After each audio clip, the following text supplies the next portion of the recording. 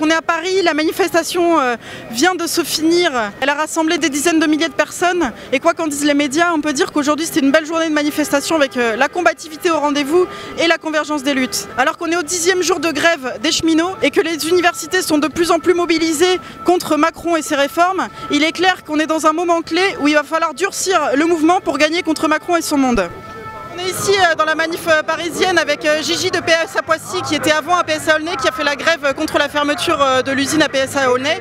Qu'est-ce que tu dirais aux cheminots qui se posent des questions sur les modalités de la grève aujourd'hui? Personnellement, je suis contre la grève perlée.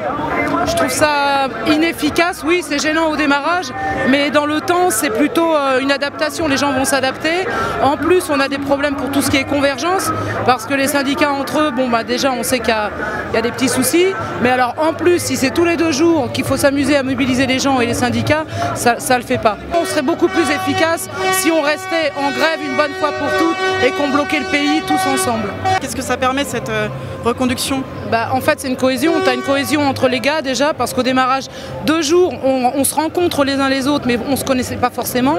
Là quand tu restes 24 heures sur 24 et tous les jours avec les mêmes personnes, il y a une cohésion, il y a une entente, on commence à comprendre les codes et on arrive à se regrouper beaucoup plus facilement, à intervenir plus rapidement.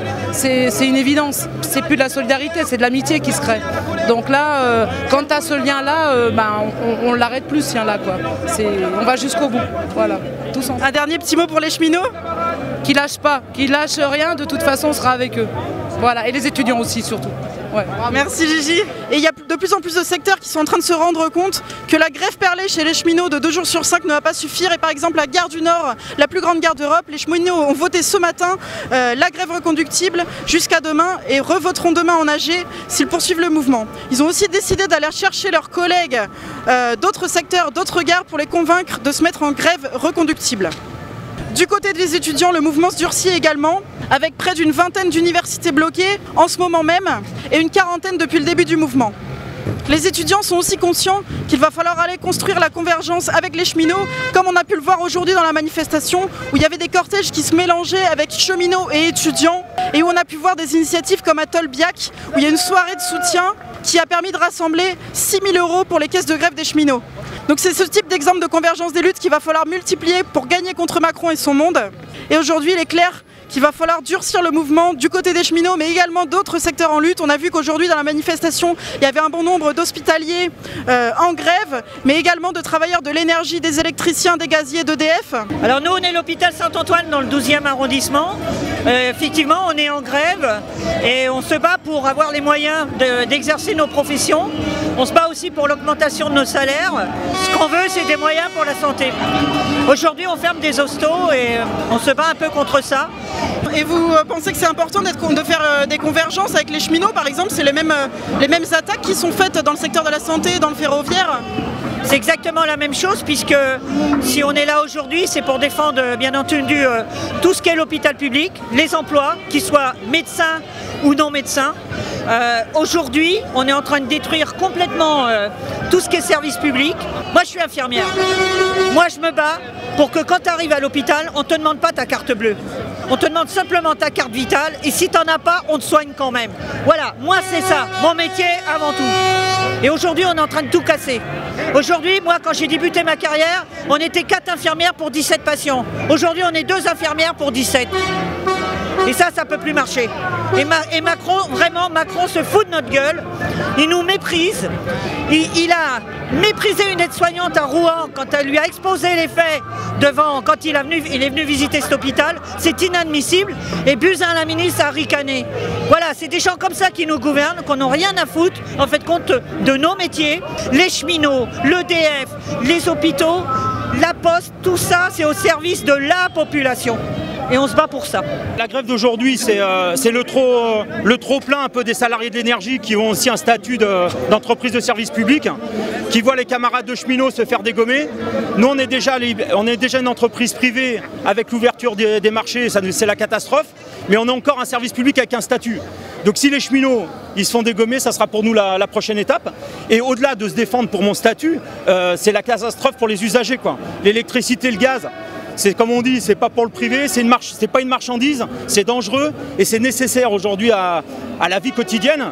Et si on libéralise ça, et si on donne ça au privé, si c'est géré n'importe comment, eh ben, il y aura des coupures de partout, ça sera plus cher, parce qu'aujourd'hui l'électricité, malgré l'ouverture de la concurrence, eh ben, l'électricité et le gaz c'est encore plus cher. Donc c'est pas l'ouverture à la concurrence qui fait baisser les prix, puisque de toute façon aujourd'hui, pour produire de l'électricité, il faut que ça sorte d'une centrale nucléaire, et ça coûte un certain prix. Plus on va casser EDF, plus l'électricité sera chère. Ce qu'on fait comme action, bien sûr, à la différence des cheminots, c'est que quand nous on ne travaille pas, l'électricité continue à circuler.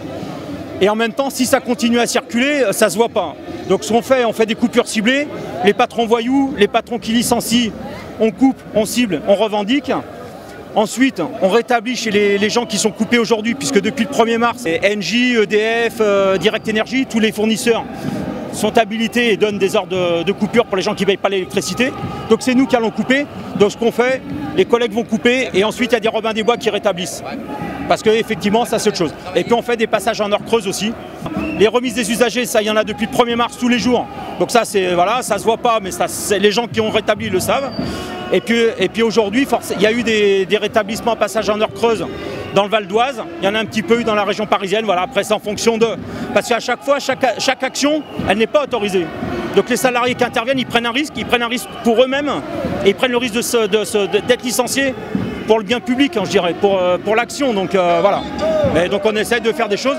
Et puis le but, c'est de se mobiliser plus, de converger avec les cheminots.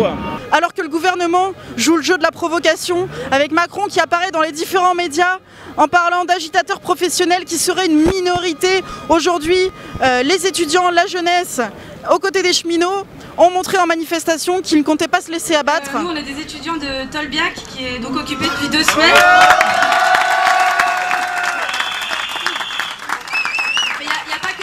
Il y a aussi Paris 8, il y a Nanterre, il y a Paris 3, il y a aussi une école d'art à Paris qui sont occupées.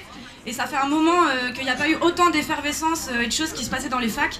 Et c'est pour ça que quand on entend Macron qui dit qu'il voit nulle part de coagulation des mécontents, ben nous on a envie de lui montrer que si elle existe, ou en tout cas cette coagulation, il faut continuer à la construire et à la faire exister. Ce qu'on a pu voir dans les manifestations aujourd'hui dans les différentes villes de France, c'est que les étudiants n'étaient pas seuls. Ils ont manifesté aux côtés des enseignants, aux côtés des personnels des universités. Et y compris, il y a une tribune qui a été publiée aujourd'hui de 250 universitaires qui apportent leur soutien aux étudiants mobilisés et qui protestent contre la répression. Du côté des cheminots, le soutien s'élargit également puisque la caisse de grève lancée sur Internet a récolté aujourd'hui plus de 800 000 €. Face à ce mécontentement grandissant chez les travailleurs comme dans la jeunesse et face au soutien apporté aux grèves, le gouvernement fait le choix de la répression et du durcissement avec aujourd'hui des CRS présents en nombre en encadrement des manifestations qui ont jeté des grenades lacrymogènes sur les manifestants en quantité impressionnante ainsi que des grenades de désencerclement et la présence du canon à eau dont il était fait usage contre les manifestants.